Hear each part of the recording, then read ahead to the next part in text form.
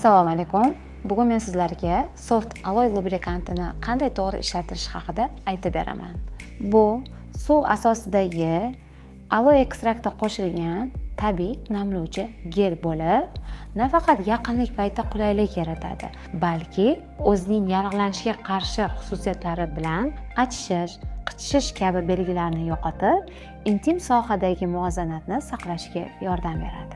Soft aloe lubrikanti terisi nozik va yallig'lanishga moyil bo'lgan ayollar uchun ishlab chiqarilgan bo'lib, u qichishish va noqulaylikni oldini olishga yordam beradi. Soft aloe lubrikantini to'g'ri ishlatish oson. Endi keling, lubrikantni qanday to'g'ri ishlatishni ko'rib chiqamiz. Avval qopqog'idagi himoya plyonkasini olib tashlang, so'ng qopqog'ini oching va kerakli miqdorda gelni qo'lingizga siqib oling. Lubrikantni ayolning tashqi jinsiy a'zolariga, ayniqsa qin kirish qismiga muloyimlik bilan surting. Shuningdek, gelni erkakning jinsiy a'zosiga surtib teng taqsimlang.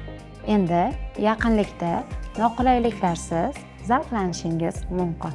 Agar aloqa davomida quruqlik sezilsa, lubrikantni biroz qo'shish mumkin.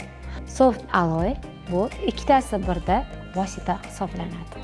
U tabiiy namlikni ta'minlab, jinsiy aloqani yanada qulay qiladi va shu bilan birga yallig'lanish va qichishish kabi belgilarni kamaytiradi. Prezervativ bilan ishlatish mutlaqo xavfsiz. Yutib yuborilganda ham xavfsiz hisoblanadi. Agar sizda tarkibiy allergik moddalarga reaksiyalar bo'lsa, unda foydalanmang. Ushbu vosita kontraseptiv vosita hisoblanmaydi. Soft lubrikantlarini intim hayotingizga qo'shing. Ular yaqinlikni yanada yoqimli qiladi, munosabatlarni esa mustahkamlaydi.